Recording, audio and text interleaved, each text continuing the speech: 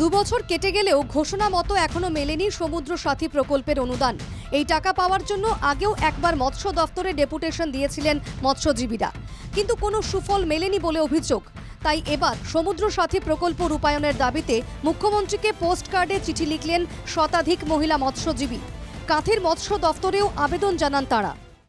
সমুদ্র সাথী প্রকল্পে যে 2 মাস ব্যান পিরিয়ড হয়ে থাকে তা মেনে আমরা চলছি, কিন্তু ওই 2 মাস সরকার যে টাকা দেওয়ার ঘোষণাটা করেছিল সেই টাকাটা 2 বছর পেরিয়ে গেল, এখনো পর্যন্ত কোনো মৎস্যজীবী পায়নি।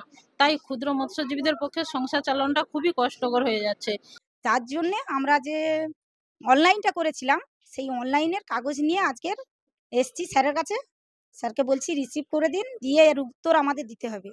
না যদি উত্তর পাই আবার 15 দিন বাদে আমরা আবার আসবো।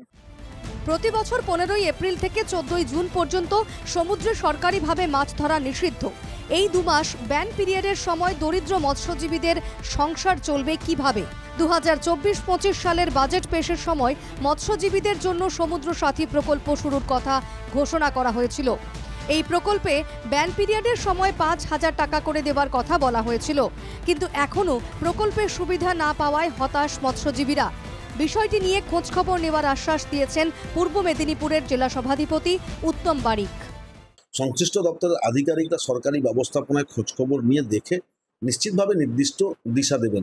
হতাশার কোনো কারণ নেই। মমতা বন্দ্যোপাধ্যায় যখন কথা দিয়েছেন, নিশ্চিতভাবে সেই মমতা বন্দ্যোপাধ্যায়ের দেওয়া প্রতিশ্রুতি বাংলার মানুষ সেই সুযোগ সুবিধা ভোগ করতে পারবে। মাননীয় মুখ্যমন্ত্রীকে প্রত্যেক মৎস্যজীবী তারা পোস্টকার্ড দিয়ে তারা তাদের কষ্টের কথা লিখবেন এবং এই প্রকল্প যাতে দ্রুত বাস্তবায়ন হয় সেই জন্য আবেদন জানাবেন। শুধু মুখ্যমন্ত্রীকে পোস্ট কার্ডে চিঠি নয়, সমুদ্র সাথী প্রকল্পের টাকা পেতে কাঁথির মৎস্য দফতরেও আবেদন জানান আন্দোলনকারী মহিলা মৎস্যজীবীরা। কাঁথি থেকে শান্তনু বেরার রিপোর্ট, NKTV বাংলা।